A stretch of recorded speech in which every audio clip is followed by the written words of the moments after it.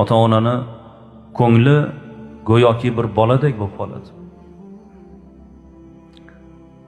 Bir akamiz aytadilar, musulmonlar idorasida ishlaydilar. Men bozorga borib bir meva bu narsa olib kelsam, endi onam juda keksayib qolgan, 80 dan oshib qolganlar. Ko'tarib kelgan narsamni bilmaydilar. İçidan olmani eng zo'ridan bittasini olaman.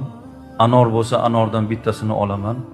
Shuna qilib alohida ajra onajon, men sizga alohida olib keldim deb turib, bolam, menga bitta olib keldingmi? Ha, onajon, sizga olib keldim de.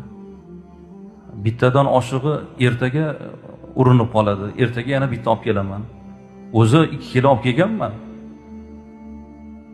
Sizga olib keldim onajon.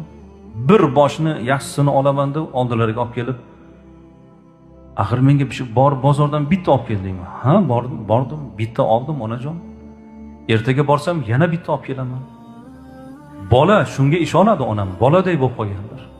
Endi xursand bo'lganlarni ko'ring. O'sha bitta olmani keyin bo'ladilar. Meni bolalarimga, ayolimga bir bo'lagini ham yemaydi onam. Lekin bu yerda ko'ngil, onamni xursand qilganimga o'zim ham xursand bo'laman. Mana shunaqa yigitlar bor, alhamdulillah.